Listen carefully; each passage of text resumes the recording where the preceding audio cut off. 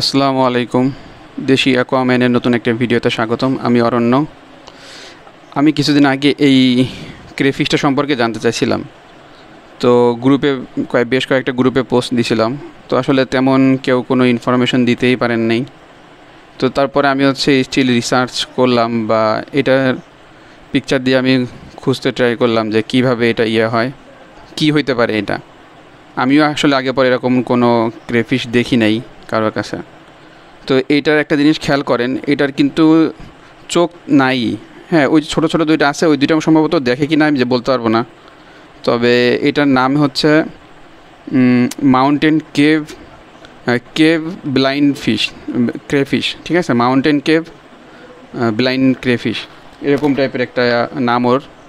আর ওর আরও সাইন্টিফিক নাম আছে, মানে এইটাই আর কি হচ্ছে কেভ ব্লাইন্ড ফিশ বা ব্লাইন্ড ক্রেফিশ, এটা এরকম বলে। মানে এটা বাংলাদেশে কী করে আসলে আমি এটাই বুঝতে পারতেছিলাম। তো এটা তেমন চোখ নেই। হ্যাঁ, মানে অত বেশি দেখতে পারে না, আমি এটাও খেয়াল করছি, আসলে অত বেশি দেখতে পারে না। তো ওর আমার এটা আসলে আর একটা সবচেয়ে বড় বিষয় এটা অনেক বেশি রেয়ার। হ্যাঁ, এটা আসলে তেমন দেখতে পাওয়া যায় না। তো এটা মানে মাউন্টেনের যে কেভ থাকে, ওই কেভের মধ্যে এরাই থাকে, মানে যেখানে পানি থাকে আর কি। তো সেইখানে ওদের বসবাস।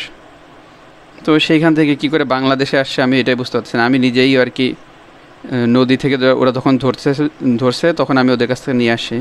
ওরা বলতেছিল এটা ডিফারেন্ট টাইপের একটা মাছ, আর এটা ক্ল একটা, মানে এটা আসলে মানে খুব বেশি একটু ডিফারেন্ট, দেখতে সুন্দর আছে, নর্মাল।